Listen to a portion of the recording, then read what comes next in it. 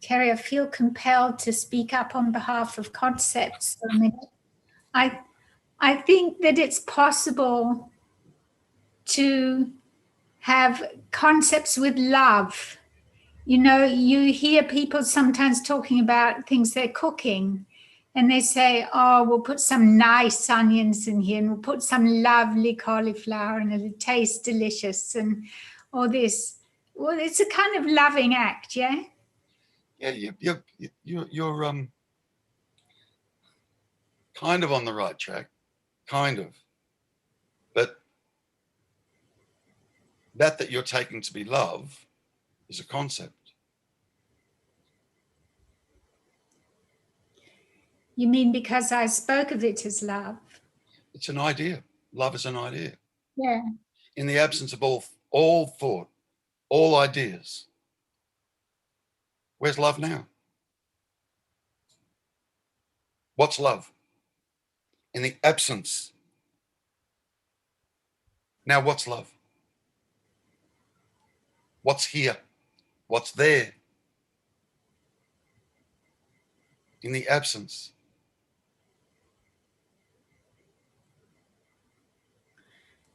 Well, I can't speak of it because it's not my direct experience, but love seems to pervade things all the same.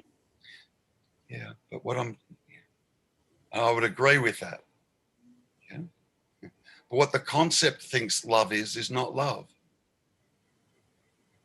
No. And that's trying to describe love is a concept.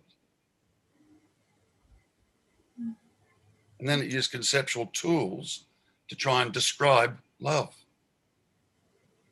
Yeah. Yeah. It's my only tool, a bit like a hammer. I love that you brought up love, Liz.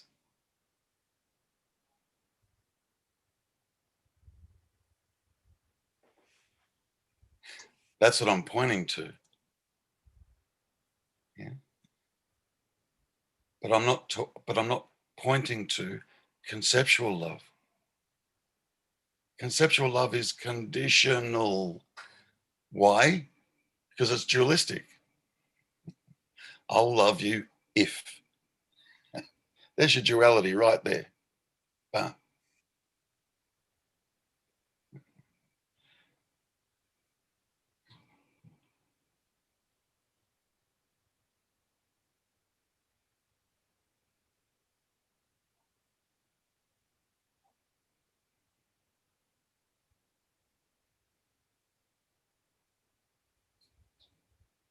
try and conceptualize your own direct experience of being. Away you go.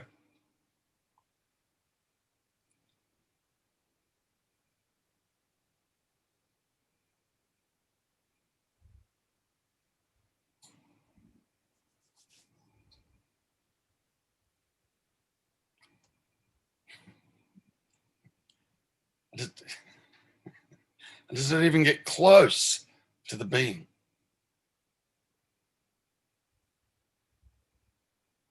You know, Terry, just on aspects of love, there is something about satsang that I don't like. And it's because it makes me homesick. And I just get pervaded by homesickness most of the time, yeah? Good. Lizzie, can I just cut you off right there just for a sec, if you forgive me? Yeah. It's the exact opposite to what the mind is saying.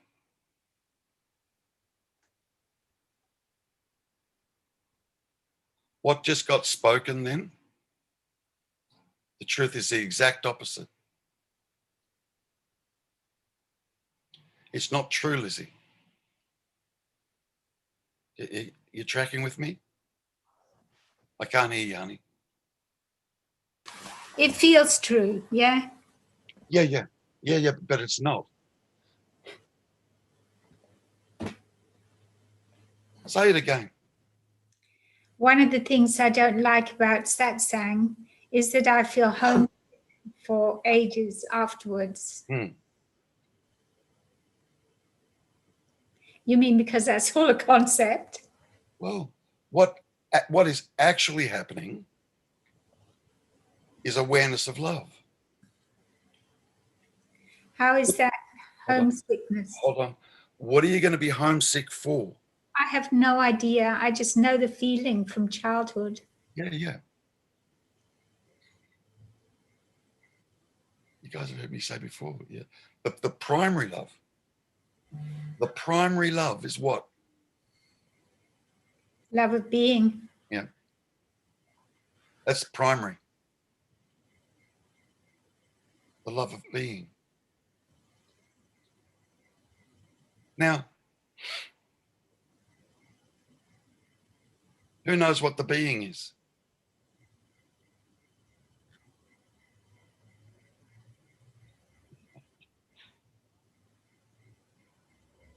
What will get spat out is concepts about the being.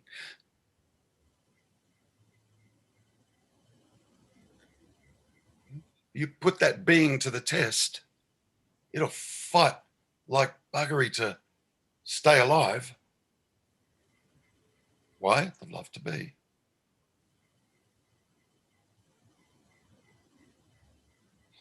Why do you walk away kind of this melancholy feeling of homesickness, Lizzie? I don't know. Because you know what home is. Otherwise, it wouldn't be there.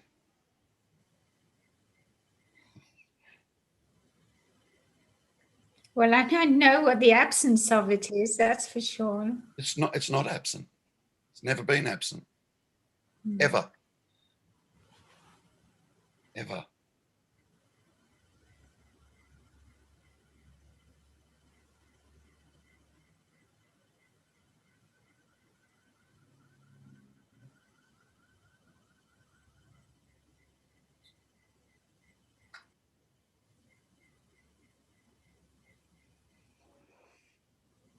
You know, the closest I've been able to get, and it's still conceptual in relation to what is this love that I'm pointing to?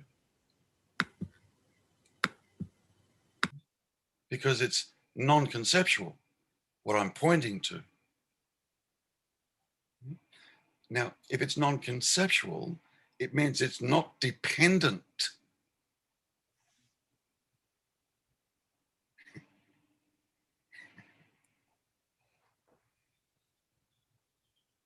So, you know, I sometimes have a crack at it, and very, very occasionally, you know, when push comes to shove, to try and describe this non-conceptual love, the love of being. Sometimes I'll say,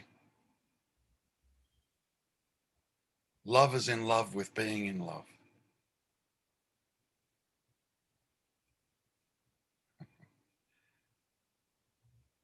Notice there's no, I'm in love with somebody. And this love permeates everything. It's everything and everyone. Sometimes we call it consciousness. Both labels. The word love is a label. The word consciousness is a label.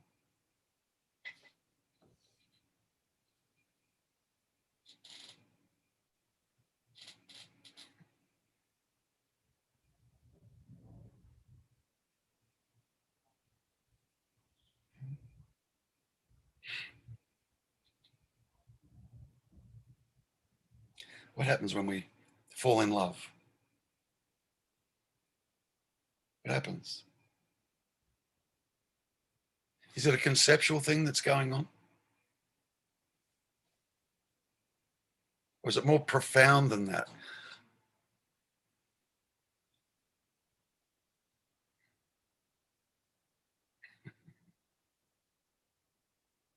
Mind will say, I've fallen in love with the person.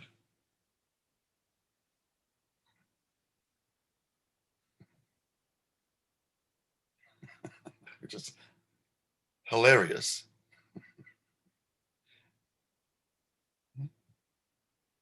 Me, I've fallen in love with her.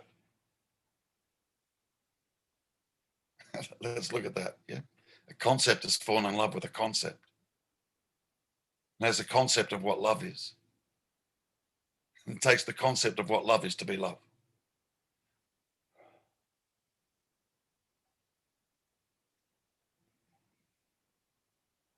To be even saying this is incorrect, but I'll try. Yeah.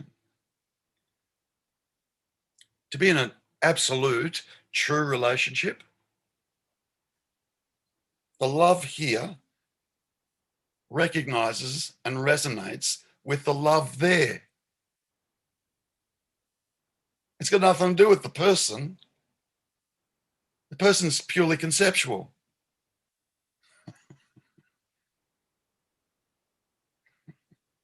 So incidental, the seeming person, compared to love.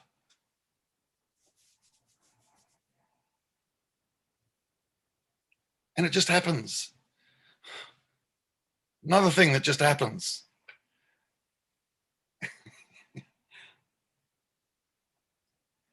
If we had control of falling in love, I've said it before, you know, like it feels so good as a seeming person, right? It feels so good. You'd be falling in love with 4 or 5 or 6 different people every day. Become addicted to it. Oh, I'm off today. Got to go for a walk around the park with my dog, and next person I say, I'm going to fall in love with them. Like we can choose it.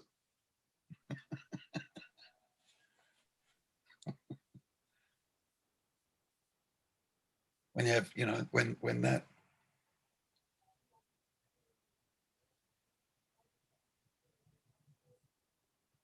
it gets so hard to talk about. Love is a singularity. It's not 2 points of love. Just one love. The love that's here is the love that's there. You've heard me say the consciousness that's here is the consciousness that's there.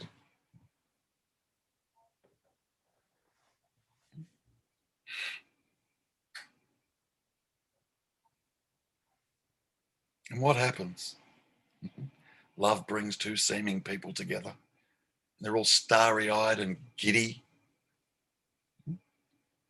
What and then what happens? Does it stay that way? Usually. No. It doesn't. What steps in and begins to veil that?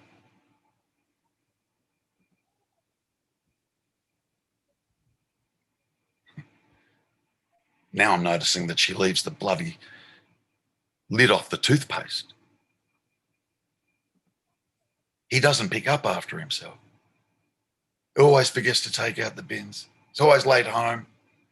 Always forgets to stop at the supermarket to get stuff. I saw him leering at my girlfriends. Off it goes. Yeah? Off it goes.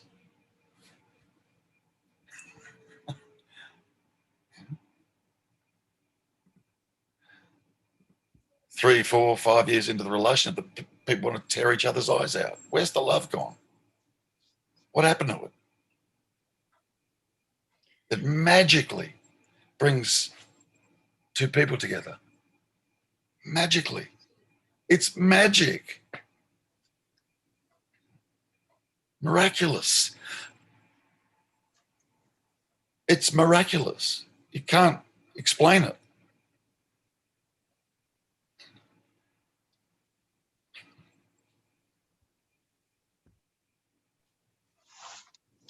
Terry, Yes, darling. it's an energy.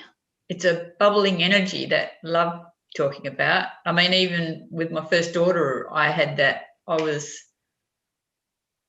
And the energy was just so beautiful. That was the difference. Yeah. And that's what we all want all the time. And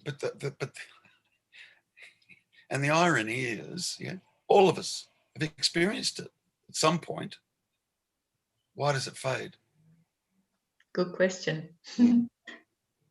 Why does it fade? Concepts. Yeah. Was that Shane, the concepts? Yeah. Yeah. The imaginary world kicks in. And we're so blind to the dream and the illusion and the delusion and so on and so forth. The love is missed. Now we're living in the mind again. He said, she said, oh, they did. Wait till he gets home. Whatever. I'm making stuff up here. Yeah.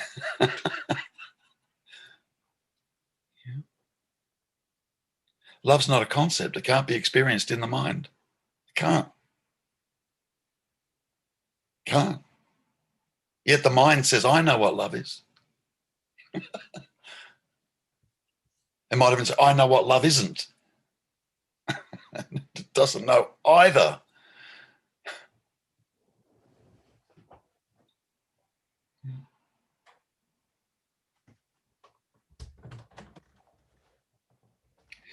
Pure love is non-conceptual. Pure. Unconditional. Because there's no duality in it. Pure love. There's no duality in it.